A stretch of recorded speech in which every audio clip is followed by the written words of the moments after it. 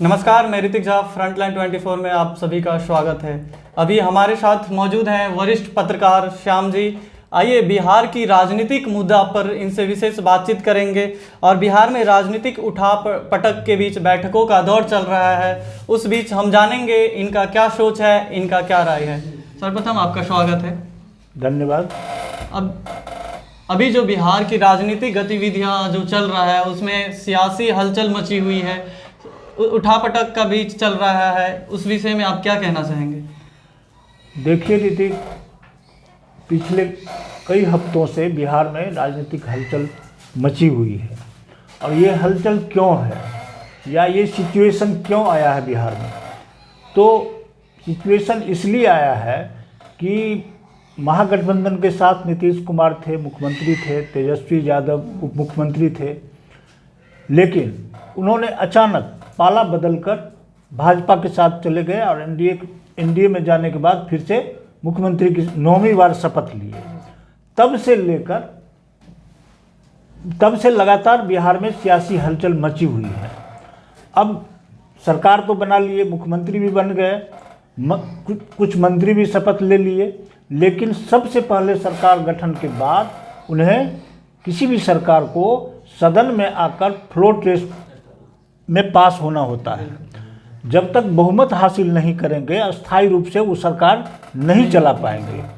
तो इसको लेकर हलचल मची हुई है कि वो फ्लोर टेस्ट होगा और फ्लोर टेस्ट में नीतीश कुमार अगर बहुमत हासिल कर लेते हैं तो सरकार आराम से चलती रहेगी और भाजपा के साथ जो गठबंधन हुई है उसमें ये होगा, सरकार चलती रहेगी। लेकिन हालात ये बनते जा रहे हैं, इतने उठापटक हो रहा है कि लगता नहीं है कि फ्लोर टेस्ट में नीतीश कुमार आराम से बहुमत हासिल कर पाएंगे। आप कहेंगे क्यों? इसलिए ये स्थिति बन गई है कि भाजपा के 78 विधायक हैं, नीतीश कुमार के 45 विधायक हैं, 4 मांझी के साथ विधायक हैं, एक सुमित सिंह हैं। ये सारे सबों को अगर मिला दीजिएगा तो बहुमत तो ये हासिल कर लिए हैं। 128 का जो ये आंकड़ा है ये पार है इनके पास, लेकिन इसमें सेंधमारी होने की पूरी संभावना बन गई है। मांझी का मन डोल रहा है। मांझी को बड़ा ऑफर कांग्रेस के द्वारा दिया गया है, राजद के द्वारा दिया गया है और तुरंत की जो घटनाक्रम है, कल की जो बात है, उसमें माले के जो सदन के नेता हैं वो मांझी जी से जाकर मिले हैं और उनको मुख्यमंत्री का ऑफर दिए हैं। कहा जाता है कि उन्होंने उनसे मिलकर उन्होंने कहा कि शिष्टाचार मुलाकात है, लेकिन मुख्यमंत्री का ऑफर उन्होंने भी जाके दिया है और कहा है कि आप इधर आ जाइए और सीधे मुख्यमंत्री बन जाइए। सिर्फ 4 विधायक के बूते उन्हें मुख्यमंत्री बनाने का ऑफर दे दिया गया है। तो ये स्थिति बनी हुई है और ये कोई और नहीं किया है।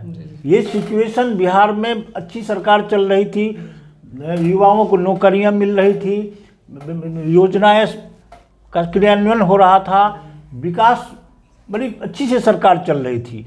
अचानक नीतीश कुमार अपने भविष्य को देखकर या लोकसभा चुनाव में जो स्थिति उनकी होती इसको देखकर, उनके साथ जो इर्द गिर्द रहने वाले कुछ लोग हैं 2-4, उन्होंने उन्हें इस कदर पढ़ा दिया कि अगर आप लोकसभा के चुनाव में राजद के साथ मैदान में उतरेंगे तो जदयू की स्थिति काफ़ी खराब होने वाली है।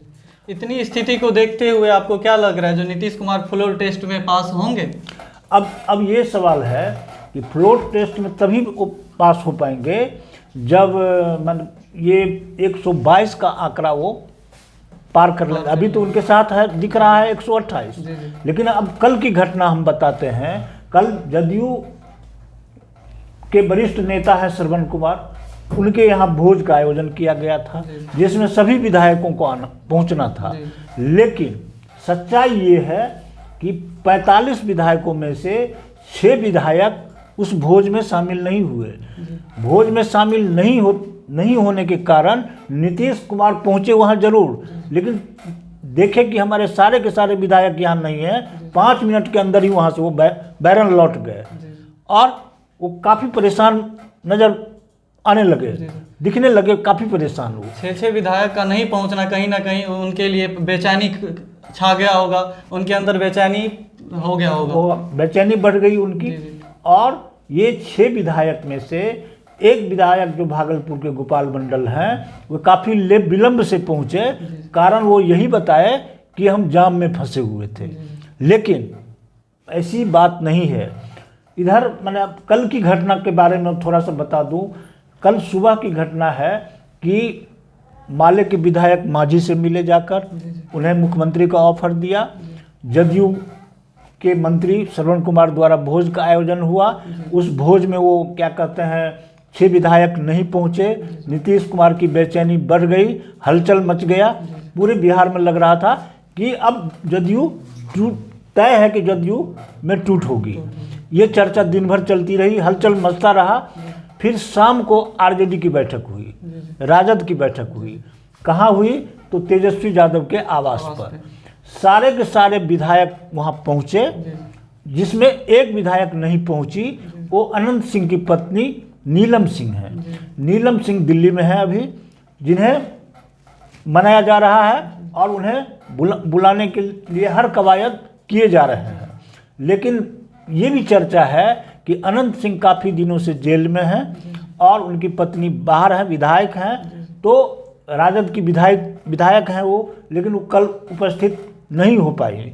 एक ये था चेतन आनंद, जो आनंद मोहन के पुत्र हैं, उनके बारे में भी चर्चाएं चल रही थी कि वो आएंगे नहीं आएंगे, आएंगे नहीं आएंगे। क्योंकि मनोज झा द्वारा जो बयान दिया गया था राज्यसभा में, ठाकुर का कुआं, ये सवाल बड़ा ऐसा बन गया कि आनंद मोहन काफ़ी खपा हो गए थे और उन्होंने कई तरह का बयान दे दिया था। इससे लगता था कि राजद से वो खपा चल रहे हैं, लेकिन ऐसा कुछ नहीं हुआ। चेतन आनंद मीटिंग में पहुंचे और जब मीटिंग हुई, ख़त्म हो गई, तो अचानक तेजस्वी का फरमान आता है कि आप सारे विधायक इसी आवास में रहेंगे और यहाँ से कहीं बाहर नहीं जाएंगे।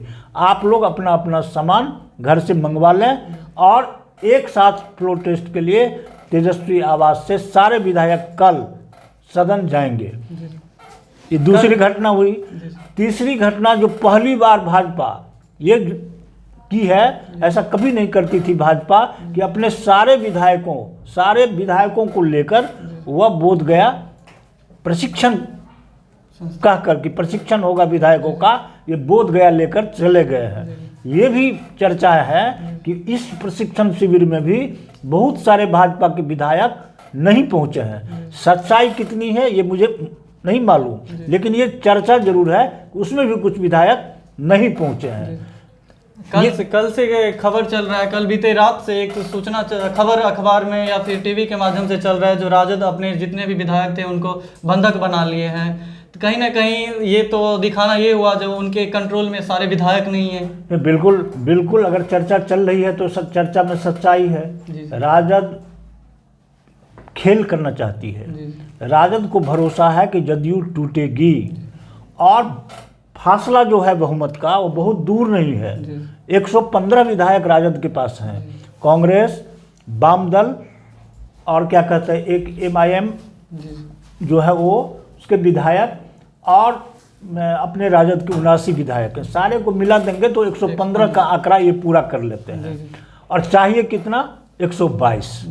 अगर 4 आ जाते हैं ये मांझी तो हो जाएगा 119, और 6 अगर टूट कर जदयू से आ जाए तो ये आंकड़ा पार कर जाएगा, 122 से ऊपर चला जाएगा। जिसकी संभावना है, जिसकी संभावना बिल्कुल है, दिख रहा है।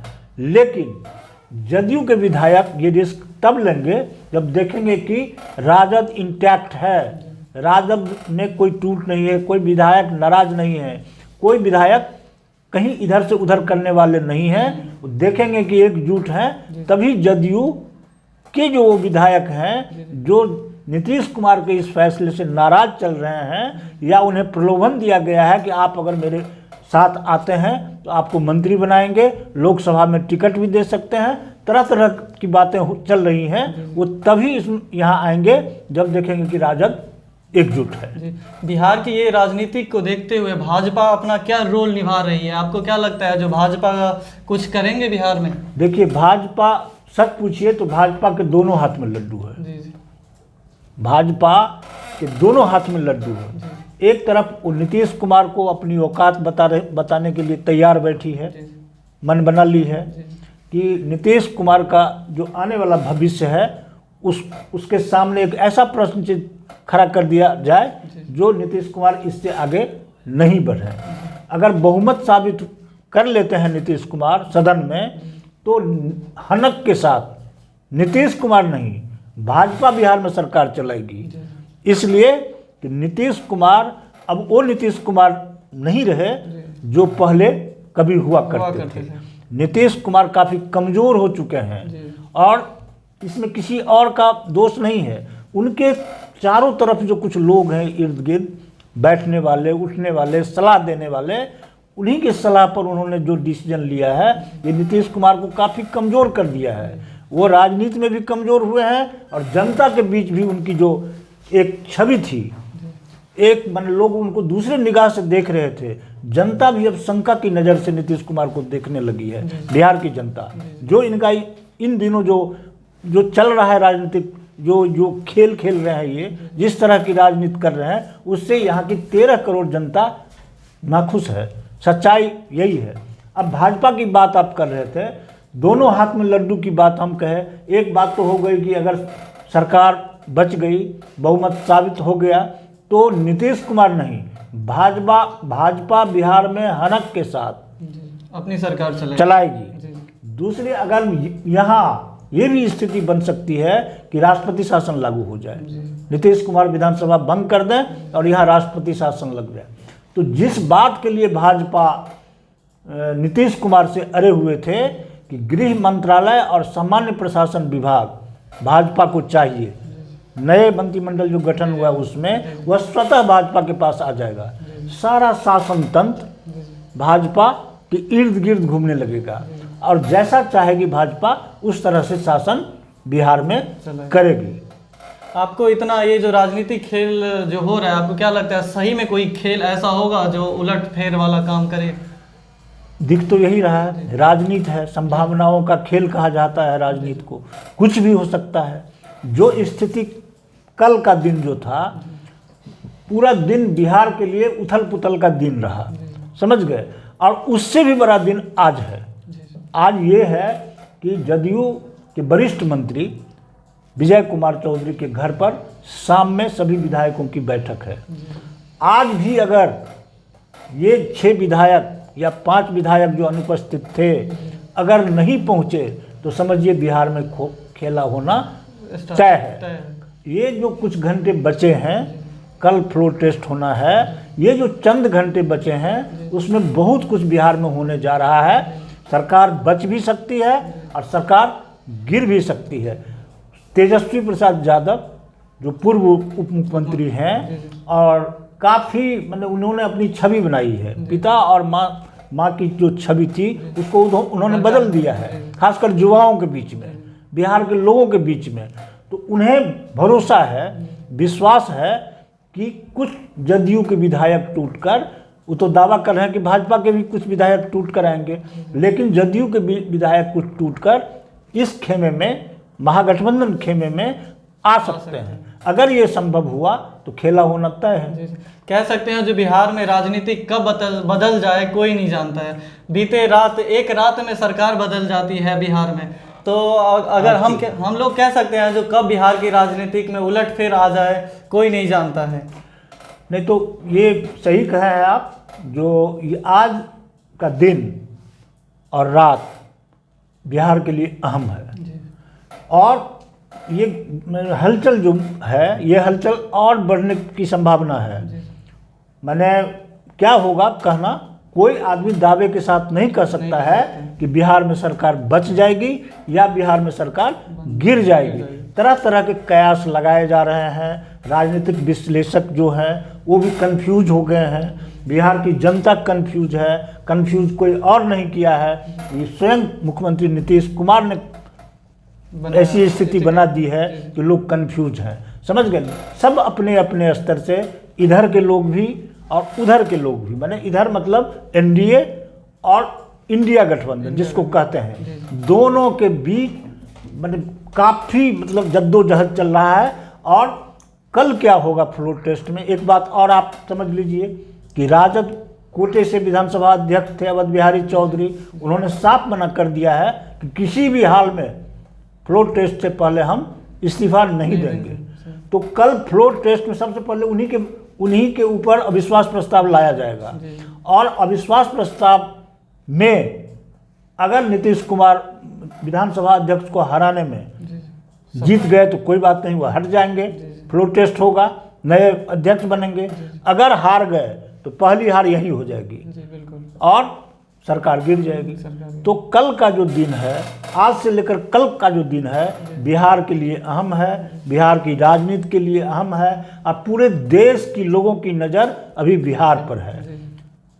तेजस्वी का अगला कदम क्या होगा, भाजपा का अगला कदम क्या होगा। कांग्रेस के सारे विधायक हैदराबाद में हैं, यहाँ पहुँच रहे हैं, वो फ्लोर टेस्ट में सीधे भाग लेने के लिए आ रहे हैं। तो काफ़ी मतलब ये स्थिति बनी हुई है, ऊहापोह की स्थिति है कि कब क्या होगा कहना मुश्किल है। ये स्थिति से बिहार गुजर रहा है। अंत में हम यही कहेंगे आपको, जो कुछ बिहार में हो रहा है वह लोकतंत्र के लिए उसे शुभ नहीं कहा सकता, शुभ संकेत नहीं माना जा सकता है। बिहार के लिए यह मतलब अत्यंत ही दुखद और निंदनीय कह सकते हैं कि जो चल रही हैं बातें वह निंदनीय है, अशोभनीय है। भारतीय राजनीति में इस तरह से जो हलचल मची हुई है वह सही नहीं है। हम लोगों ने जाना इनका राय और बिहार की राजनीतिक गतिविधियों को जाने, और आगे भी हम जानेंगे जो कल के दिन में क्या होता है राजनीतिक खेल बिहार में, सारा कुछ हम जानेंगे। आप हमारे साथ ऐसे ही बने रहिएगा और चैनल को सब्सक्राइब और ज़्यादा से ज़्यादा शेयर करिएगा ताकि सभी को बिहार के बारे में, राजनीति के बारे में जानकारी पूर्ण प्राप्त हो। ऐसी अपडेट पाने के लिए आप देखते रहे फ्रंटलाइन 24। धन्यवाद।